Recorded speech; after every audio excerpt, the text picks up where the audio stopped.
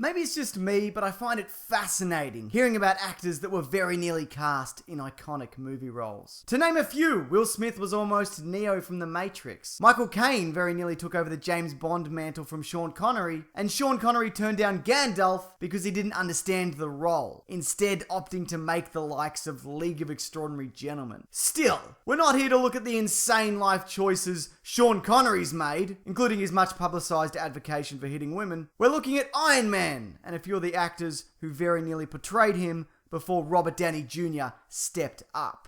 An Iron Man film in one form or another has been trying to get off the ground since the early 90s, with Stuart Gordon, director of Reanimator, keen to helm a low-budget adaptation. Maybe it was his work on Robot Jocks that inspired him, who knows? But I shudder to think what a low-budget early 90s version of the Iron Man suit would have resulted in. Now, it's not until 1996 that we hear about our first actor expressing interest in portraying Tony Stark. And it's Nicolas Cage. Of course it's Nicolas Cage! Who else is it gonna be? Anyways, that didn't happen, and that's when Tom Cruise steps in, trying to get his own thing off the ground, even commissioning a script that was co-written by Stan Lee. Now, as far as actors go, Tom Cruise remained semi-attached until around 2004, before pulling the plug, quoted as saying, "I didn't feel my best running could be done in a robot suit." No, that's not true, he said. Something, as it was lining up, it didn't feel like it was gonna work. The movie then bounced around from director to director, the level of involvement of each varying, but it included the likes of Quentin Tarantino,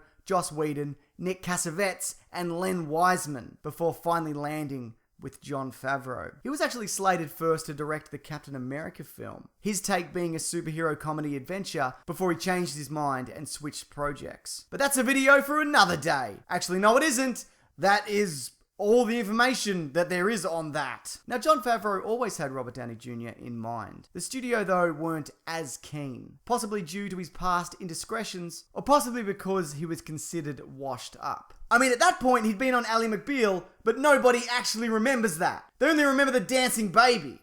Look at this thing. Awful! Regardless, a number of actors were considered. Timothy Olyphant read for the role. Clive Owen was in the mix. Leonardo DiCaprio's name was rumoured, but I couldn't find any confirmation of interest on either side. And reportedly, Hugh Jackman was offered the role, but turned it down. The closest that anyone got other than Downey was Sam Rockwell, who did go on to play the poor man's Tony Stark, Justin Hammer, in Iron Man 2. If it were any smarter, it'd write a book that would make Ulysses look like it was written in crayon. And would read it to you. Jon Favreau maintains that he would have made a great Tony Stark, saying that there were some things he would have brought to the role that would have been great. Favreau's reasoning behind casting Downey tied into the fact that his best and worst moments have always been in the public eye. Also the fact that he had to find an inner balance to overcome obstacles, and that he could make Stark a likable asshole. Which, when you think about it, is exactly who cinematic Tony Stark is. Because as much as I love his mixture of charisma and dry wit and intelligence, I kind of want to punch him in the face. I'm so conflicted.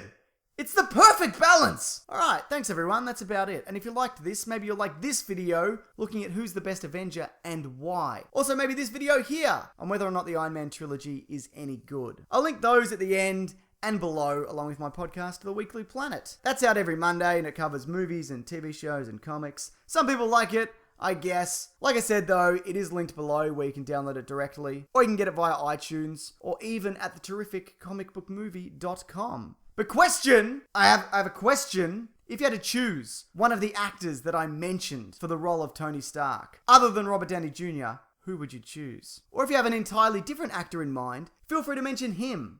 Or her. Twist. Ah, what a twist. Anyways, you can leave your thoughts on that below if that's the thing that you want to do. Alright, thanks everyone. Take care.